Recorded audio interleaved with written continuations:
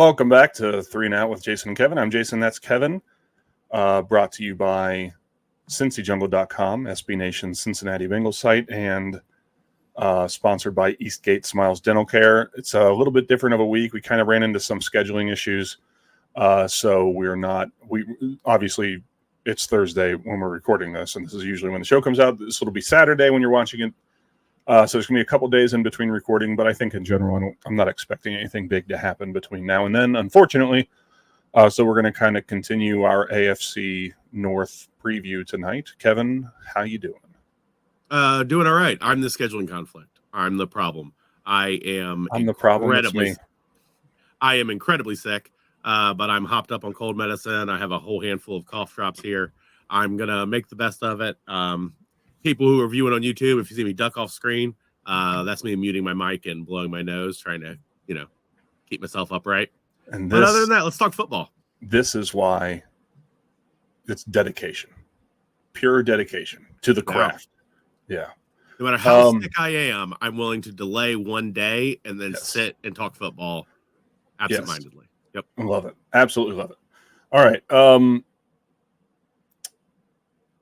Oh, by the way, so your thing is you have the football and the full-sized helmet that you see behind you.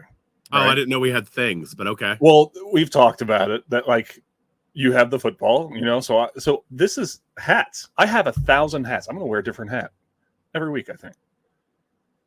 Little peek behind the curtain. Yeah. Peek behind the curtain. Jason Garrison's personality, football and hats. That's all there is to him. I'm empty inside other than that. Yeah, once you pass about 35, we all kind of just start to hollow out, don't we? Pretty much. Yeah. All right. So we're kind of continuing our AFC North preview. Last week we talked about the Browns, and we beat up on the Browns bad. We did. But they deserve it. But we talked about the Browns. We're going to go in order of the schedule. So this week we're talking about the Baltimore Ravens because they come to Cincinnati in week 2 of the season. We start off the 2023 season with back-to-back AFC North division games. And I think, and I know you would agree because we talked about it before, but I would think most people believe that if there is going to be a competition in the AFC North for the AFC North champion this year, that it will be coming from Baltimore. Absolutely. Right. Yeah, they're a playoff team. I don't think they're as good as the Bengals, but they're a playoff team for certain. Yep. I want to get this out of the way real quick. I do agree with you that they are not as good as the Bengals. They are a playoff team. They're not as good as the Bengals. How many teams, in your opinion, are? It doesn't have to just be AFC. Because I think two. I think there's 3. Yeah, I think the Eagles. Okay. Niners. And I think the Niners. Maybe Chiefs. Okay, yeah, and maybe Chiefs. And the Niners is a big if because we don't really know the quarterback position. True. So, if Trey Lance isn't good or if Brock Purdy comes in and everyone realizes like he was just a flash in the pan and it's over, then they're not. But those are the only 2 rosters, in my opinion, that can compete with the Bengals. But I do agree with you. The Baltimore Ravens are a playoff team. Are they a contender, in your opinion? Yes, I think they are. I do. Okay. Which sucks because they're in the division. Yeah. But the truth is I think that the Ravens are going to field a very good team this year. Now, health was always a concern, especially Lamar Jackson. And down the line, we may be singing an entirely different tune. But on paper, this is a very good team. Yep. You can argue a top 10 team. Yep. Oh, I absolutely think it is. So, I agree. Health is always going to be a thing. When you play football like Lamar Jackson plays football, health is going to be a problem or a potential problem.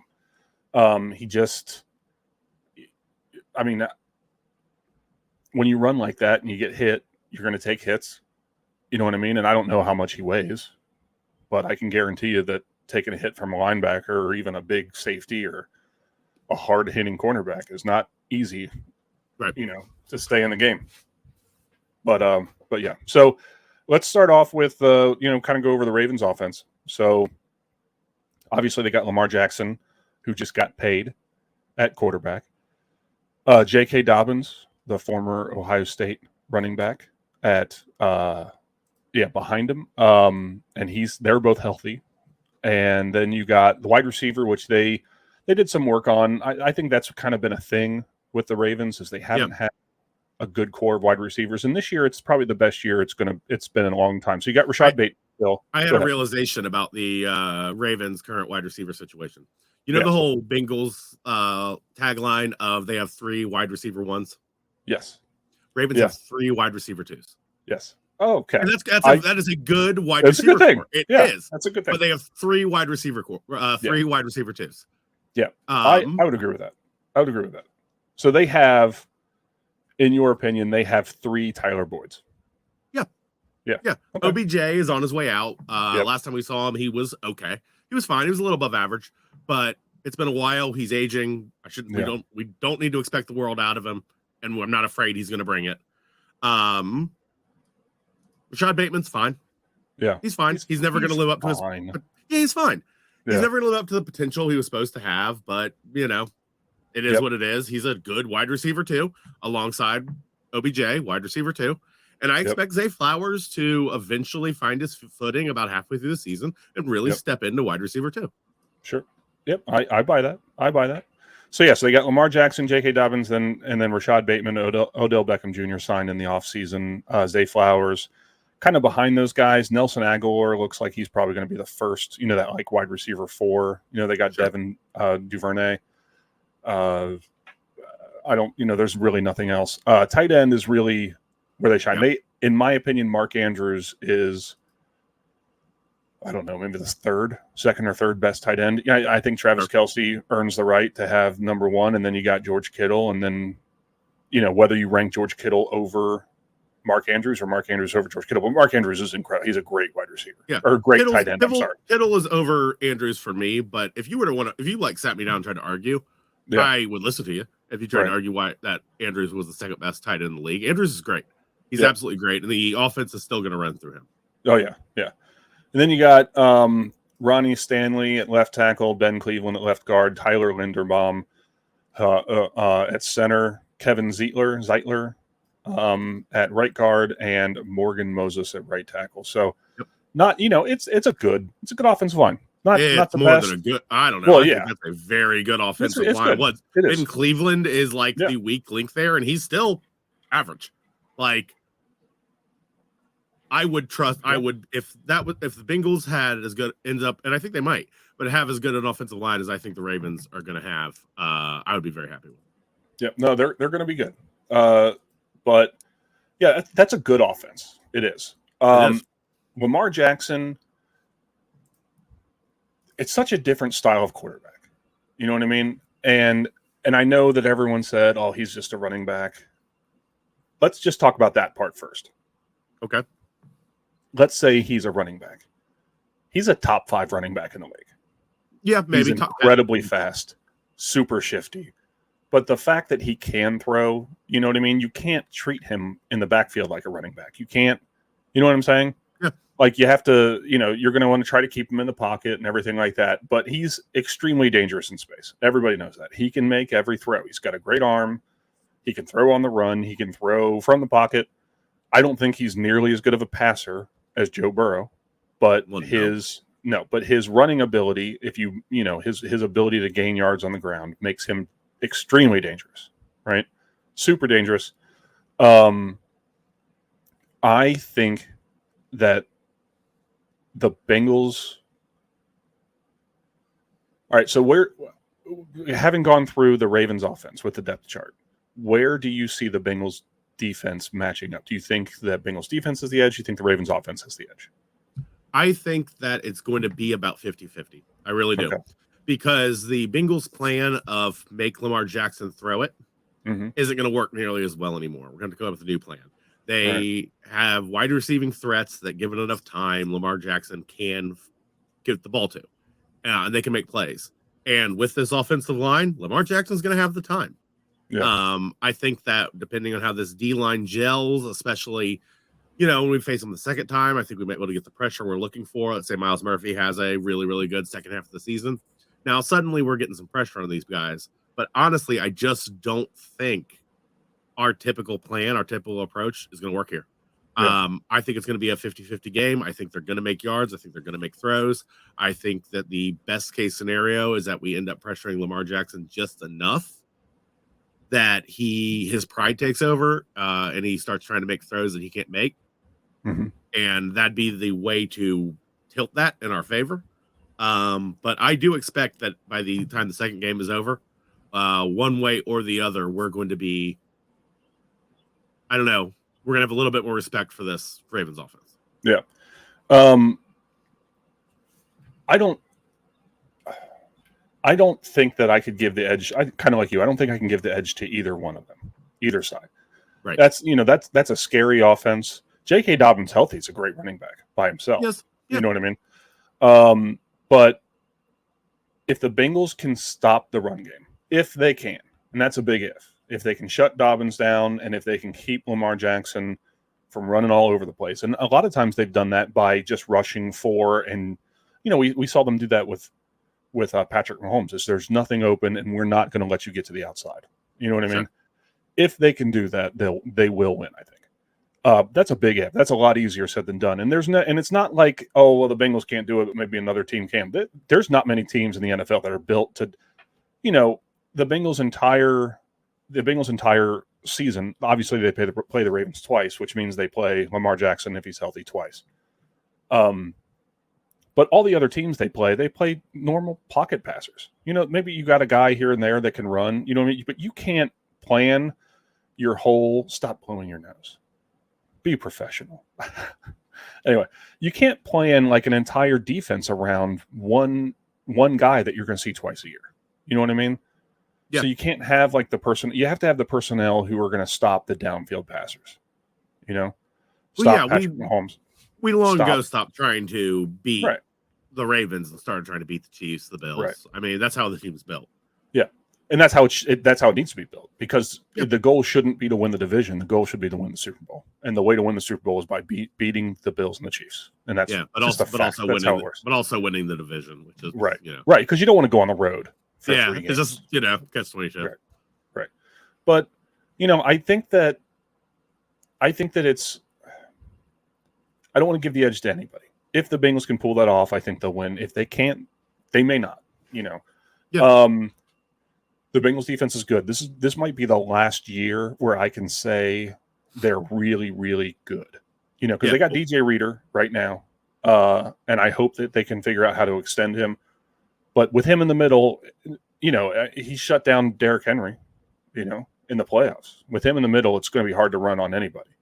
But Dobbins isn't the running aspect of the Ravens that scares me. No. Lamar Jackson. Right. It's Lamar Jackson. Right. That's not a situation DJ Reader. No, he's not going to be going up the middle. To fix. Do you know what I mean? Like, that's what makes that. That's where they're going to get the yards on the run game. Lamar Jackson. When it comes to keeping Lamar Jackson pinned down in the run game, it's all going to be on Hendrickson and Sam Hubbard with contain. Keep him inside of you. And the fact is, right at it. No, and the fact is that neither Hendrickson nor Hubbard are even remotely as fast as Lamar Jackson. You know what I mean? I mean, they're going to have to play wide and fan out.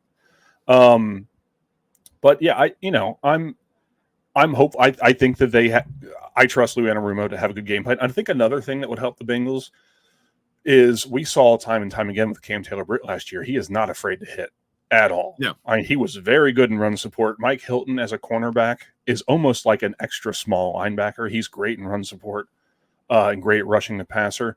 We don't know what we're going to get from Chidobe Awuzie yet. We don't know if he's going to be fully healthy, and we don't know what we're going to get from DJ Turner if he's not healthy because he's a rookie. Yep. But I do know that on that one side with Cam Taylor-Britt, I trust him to help in the run game, stopping the run game. He's a hard hitting cornerback, and he is not afraid to put his nose in there. So, so I don't know who I want to give the edge to. If you break it down, it really is 50-50 for me. Yeah. I mean, it really is. If you break it down this way, let's do this. Who do you give the edge between the Ravens receivers, wide receivers, and the Bengals secondary? Because I give it to the Bengals secondary. I do too. With Chidobe Awuzie back and healthy. Right. Okay. With DJ Turner, I think DJ Turner is going to be fine. But it'd be his second game as rookie year. You know what I mean? In a premium position. So with Awuzie back, I'd say the Bengals have the edge there. You got Mike Hilton playing in the slot against Zay Flowers, and Zay's fast, but Mike Hilton's experienced. You got Cam Taylor-Britt and Awuzie on the outside against aging wide receiver twos. Not aging, Bateman's not, and OBJ isn't old. I say he's old when I'm older than he is, but you know what I mean. He's football old. Yeah.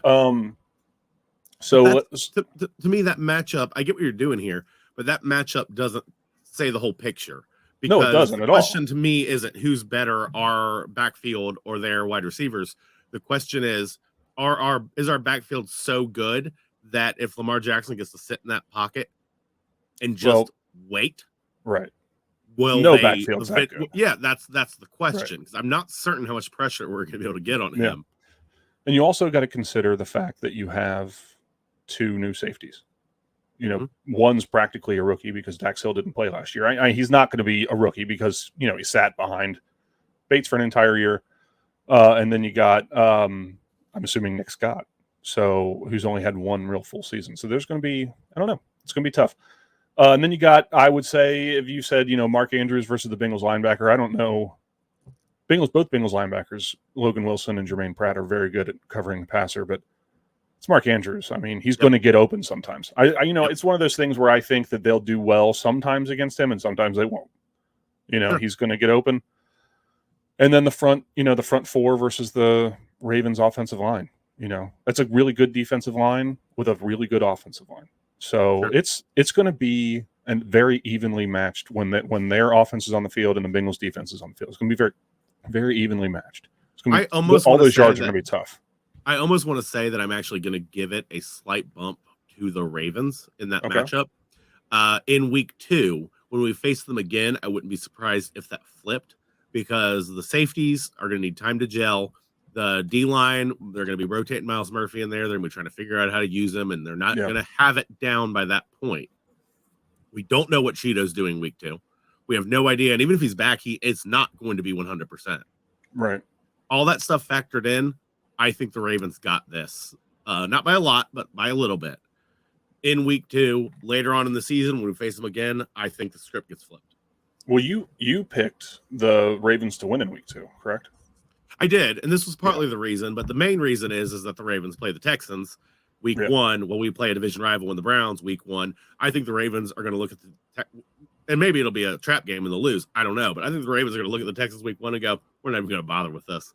We're going to be preparing for weeks to take on the Bengals. They're going to come in healthy. They're going to come in fast, and we are not going to have the same prep time they have. They're going to come in angry, for lack of it. The year before last, we cooked them twice, embarrassed them, And then last year, we won in the playoffs. And I'm not going to call it a fluke play. It was idiotic for Tyler Huntley to try to stretch over top with the football, just barely holding on to it when he was 3 yards away, 2 yards away, whatever. It was a dumb move by him. He's just asking it to get knocked out. But to have it land right in Sam Hubbard's lap, and then, he had a good 15-yard head start before anyone even realized what happened. So that play doesn't happen. And he needed all 15 yards. He did. Yes, he did. And that play doesn't happen 9 times out of 10. Right. You know what I mean? So I think there's probably some Ravens players that feel like it's payback time. In fact, I'm sure of it. I'm sure they feel that way. So I'm not even certain how much that's going to affect it. The whole AFC North hates each other so much all the time. Every moment they're awake, they hate each other. Yep. I don't know if any one game, no matter how traumatic it was to the fan base of the players, can even move that needle at this point. I will say this. Well, I'll get to that at the end. Anyway, so you feel like the Ravens have a slight edge on offense, and I feel they're about even, correct? Sure. Yep. Okay. All right. We're going to take a quick break to hear from our sponsor. When we get back, we'll kind of flip the script and go the other side of the ball. Eastgate Smiles Dental Care is a warm and welcoming environment where expertise and customer service come together. As a local business, they love helping their fellow Cincinnatians manage their oral health and achieve a perfect smile. They pair the latest technology with years of experience to give you a smile worth showing off. They are dedicated to quality and convenience and can even perform dental crown procedures the same day in most cases. You like your smile, but they are here to help you love it. They personalize your care and match your needs. Call them today at 513-528-1150 to learn what they can do for your pearly whites. All right, welcome back. So if you're just joining us, we are working on. Who do you always do this? Who do you think is just joining us? Who do you think downloaded a podcast and went, minute 23 for me? It's minute 23 for me. I got a feeling about it. Hey man, listen. Yeah.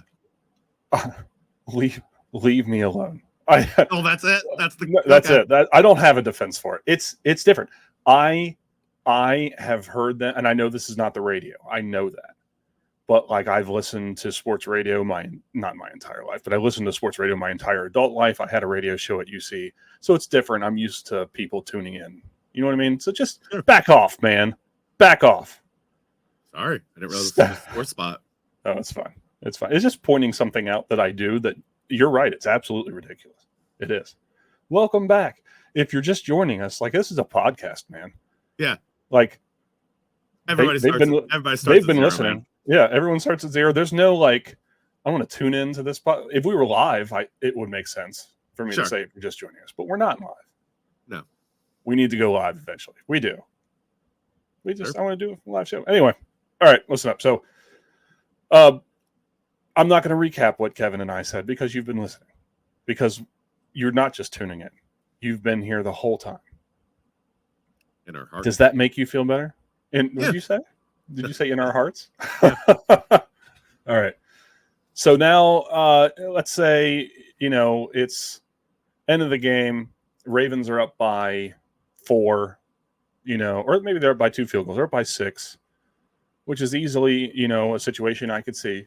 Yeah, up 2 by field 6. goals. Tucker nailed them both from 60. 65. So he kicked one from the Red Stadium. And then, there's 4.5 minutes left. Joe Burrow goes out to the huddle. Who do you give the edge to? And so the Ravens defense, still very good on defense. Yeah.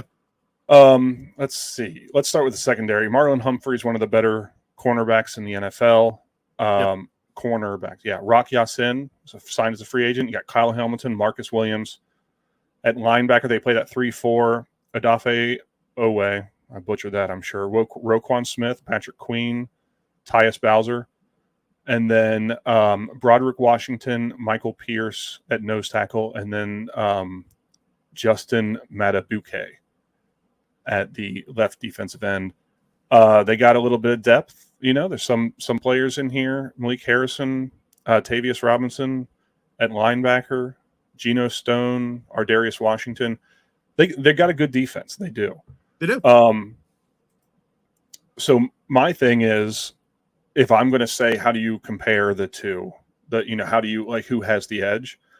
I think that there is not a defense in the NFL that's going to have the edge over Joe Burrow and the weapons he has, no matter what. And that is, I have the Ravens to win week 2, and it's entirely based off game planning and prep for weeks and weeks leading up. On an open field, you flip this coin, it's going to come up Bengals 7 out of 10. And it's because of the offense. Marlon Humphrey is a very good cornerback. We've also watched. Kyle Hamilton looks like he's going to be an excellent safety. Yeah. I mean, he could really, really end up being one of the better ones in the league. Yeah. I don't care. Care. Between T. Higgins, Jamar Chase, Tyler Boyd, and Joe Burrow behind an O-line that looks to be probably the best we've had since 2016. Yeah. You aren't going to be able to stop the offense. You can slow it down. You can confuse it. You can't stop it. And I don't think there is a defense in the NFL that can claim to truly stop this offense. Because there isn't. There's good defenses, and the Ravens have a good defense. And, maybe, they're going to force some punts. I'm sure of that. But game on the line, got to score. I'm going to trust Joe Burrow and those wide receivers and that offensive line and Mixon, who I'm assuming, at this point, he'll be the running back, and Irv Smith, the new coming tight end. I trust those guys way more than I'm going to trust the Baltimore defense to somehow cover all those receivers, stop Joe Mixon from running the ball, and stop Joe Burrow from throwing. If you're going to blitz him, he'll burn you. If you let him sit there, he'll burn you. If you get so worried about the pass that you're going to drop everyone back, then the running game will burn you.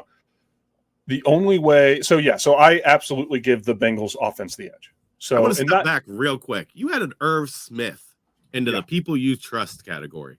Are you already there with Irv Smith? I'm not anti-Irv Smith. I think he could be good. I'm not there with him. It's not that I don't trust him. It's just that I know physically and super athletic, fast tight end. He's got the tools. Yeah, he's a better receiving threat than I think Hayden Hurst was. I mean, not as good of a blocker. You know what I mean? And he's got some injury. Hayden Hurst was kind of a crap blocker, for being honest. Yeah, and he's got some injury concerns. You know what I mean? But I think that if you're going to blanket somehow, you just can't. You can't cover all the wide receivers. But if somehow you're going to double team all those wide receivers, you're going to leave Smith. He's going to beat linebackers. I mean, he is. I'm not. Yeah, I'm not down on him. It's just I'm not adding him into my list of how are you going to stop Irv Smith? I'm not saying he can't be that. I'm not saying that he doesn't have a lot of upside, because I really think he does. I'm just not there with him yet. I need to see him play.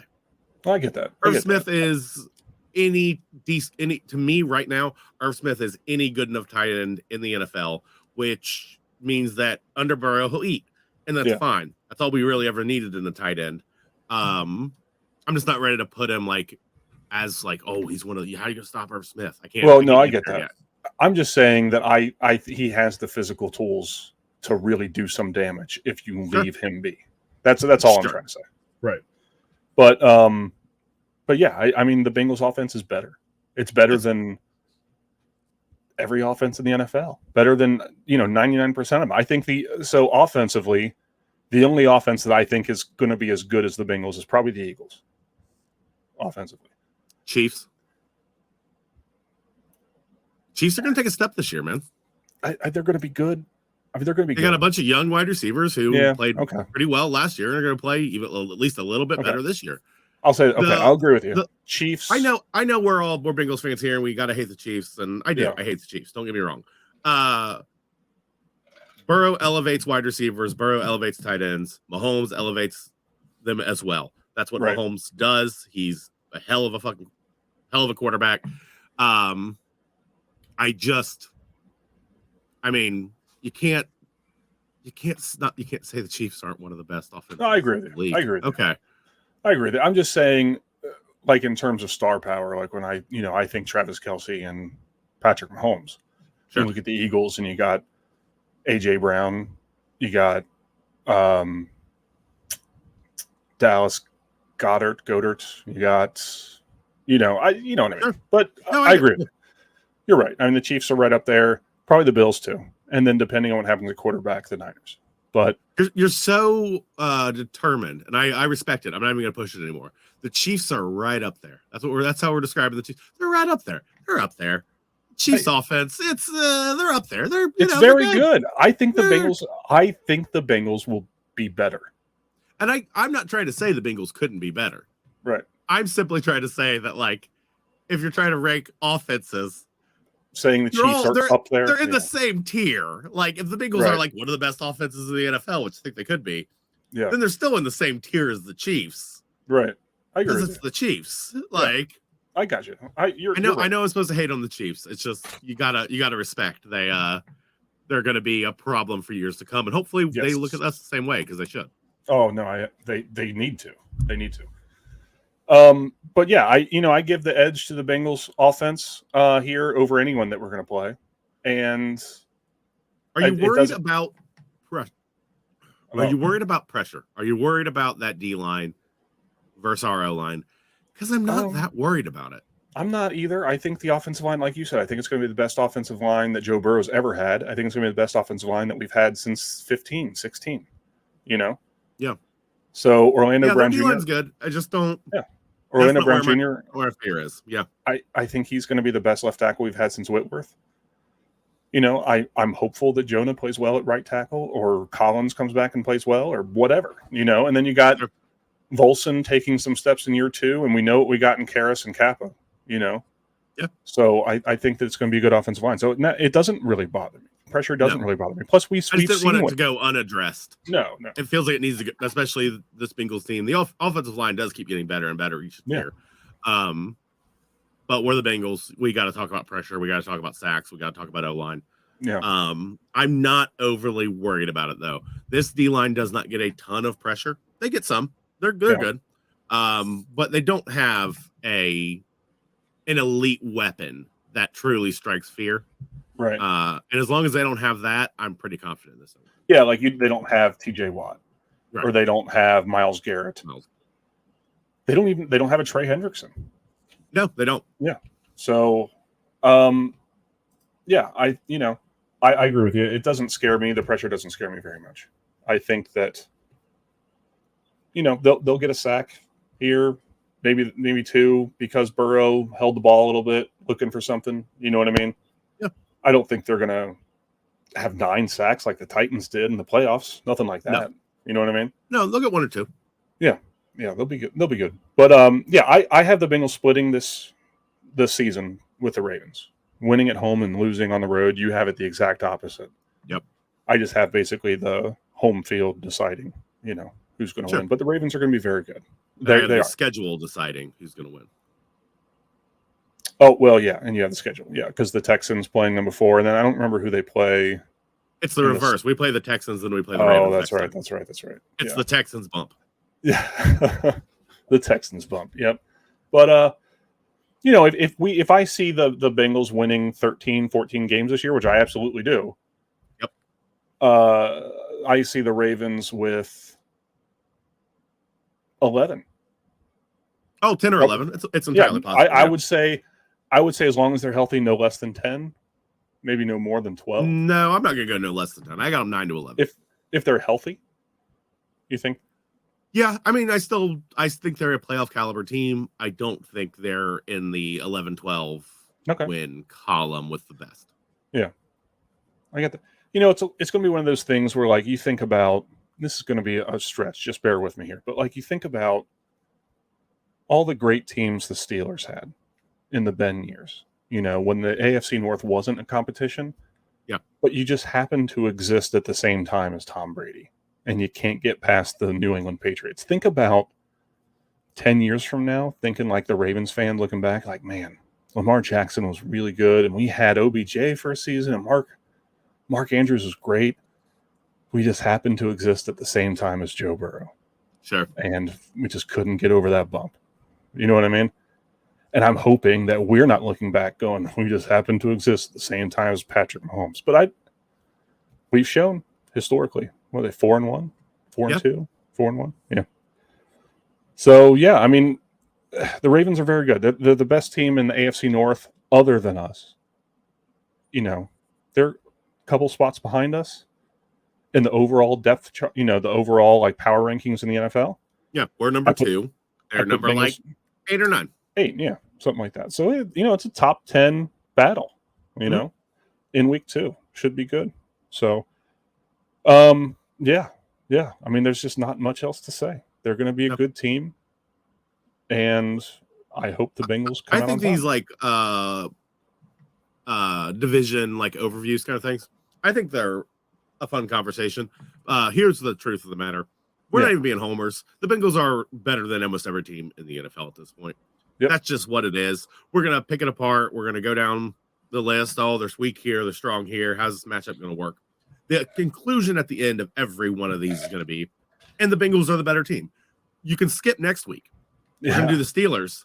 And at the end of it, we're going to go, and the Bengals are way better than the Steelers because the Bengals are way better than every other team except for maybe a handful. Right. And even then, and then we're just in the conversation about like, well, let's argue it out. Who's better? Bengals, Chiefs. Yeah. Who's better? Bengals, 49ers. Who's better? Bengals, Eagles. Yeah. It's a conversation. But that's it. Once you get out of like the top 5 teams, the Bengals just don't really have a threat. Now, that doesn't mean we're going to beat every one of them. It's football. Yeah. Any given Sunday is a saying for a reason. Yes, it is. So you always lose a couple, you should win. And when you're a bad team, you always win a couple, you should lose. Right. What sucks about being a good team is when you're supposed to kind of win them all. Yeah. You don't really have that part of like, well, you win a couple, you win a couple, you should lose. Well, we don't really have that many we should lose. Right. But I just wanted to put that out there. that picking it apart, going down, it's fun. We're going to play these teams multiple times. They're division rivals. We hate them. The Bengals are better. They're just better. And that's largely because of Burrow. Don't tell people not to listen next week. Listen. Don't even bother. Listen next week. Don't. I'll give you the rundown.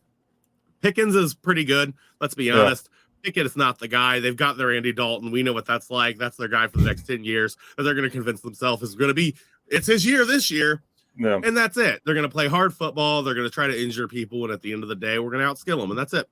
Steelers preview over. No show next week. No show next week. No show. We'll talk about it more. Sacks on Burrow, though. Yeah. We're going to cringe each time. Well, yeah. I just wanted to say that I made the best chicken sandwich I've ever had in my entire life tonight. Way off topic, but we're pretty much done with the Ravens. I just wanted to say it was great. It was. If you're at home, if you're just tuning in, we have Jason Garrison about ready to tell us about the best chicken sandwich he's ever made. You Jason, have can you take it away? Dick tonight. You're sick, so you're just gonna pick. You're just gonna pick. I don't like the fact that Jason said he made a good chicken sandwich, so I'm gonna make him look like an idiot. Yeah, I was curious. You can't let me be happy. I just wanted to make sure if people were coming in, they knew what the new topic was. If you're just joining us, Kevin's an asshole. Yeah. I have to say it. So it's fair. Anyway, it's okay. I have to say this. I don't. I mean, if Kevin and I have known each other for 20 years. Yeah. Right? Close enough. Yeah. Yeah. I would say you're a foodie. I'm a foodie. Sure. Right? In your opinion, what's the most important part of a good hamburger? I mean, good meat, but if you don't have the right veggies on it, they're not fresh. It's a bun. That's the answer, man. Yes, it is. It's the most bun. important part of the most important part of a hamburger is the bun. Listen, let's just listen to me. If I came over to your house and you said, "Hey, I made the greatest beef patty in the history of the world. It's Wagyu, whatever the hell that is, and it's seasoned great and it's awesome and I love garlic. It's got garlic, whatever," and you slap it between a couple pieces of white bread, like it's not going to be good. But if you served me, I'm not saying trash, but like if you literally have to, because you just put me the white bread. I'm not saying if you went you put it between two end pieces of a Wonder Bread. Yeah, no, you have to go trash. You have to take a McDonald's hamburger. If you went, you got to put it on a brioche bun.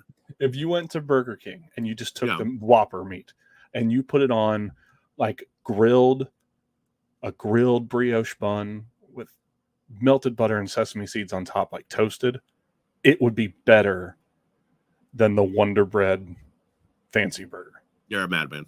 I'm not. I'm not. It's called a hamburger for a reason. The hamburger is what matters. It's the bun, man. And you're right about the veggies and stuff. Like it's got to, I want some crisp, lettuce, pickles. The chicken sandwich was very good. I don't know what any of this has to do with anything. So let's just. No, everybody's tuned out. Yeah, I know. If you're just tuning in. All right. Well, listen. Thank you for watching. We will be back next week with the last of our AFC North division breakdown. You don't need to watch it. It's the Steelers. Watch it. Or listen to it. And then the week after that, I don't know. Maybe we'll have an entire show about burgers and chicken sandwiches because there's not going to be anything to talk about. No. So we'll figure it out. Again, we're brought to you by CincyJungle.com, SB Nation Cincinnati Bengals site, and we're sponsored by Eastgate Smiles Dental Care. Subscribe to Orange and Black Insider. Follow the show. Follow us on Twitter. I set this show's Twitter handle up, and it was just the worst. It's like at the number 3 ANDOUT, and it's like PDS. It's just terrible. It's a terrible name. You can't find it. Don't search for it. But whatever. Just follow us. And we've really given up in the second half here. We have. This is really. It's been bad. We're dragging it too. For some reason, we're fumbling left and right, and we're running out. We're trying to run out the clock, trying to drag out the clock. It's like we're gonna make this 2 minutes take an hour. Okay. For Kevin, Man, come back with a better attitude next week. All right. Have a good week. We'll see you Thursday. Probably we'll see you next week. Who dat?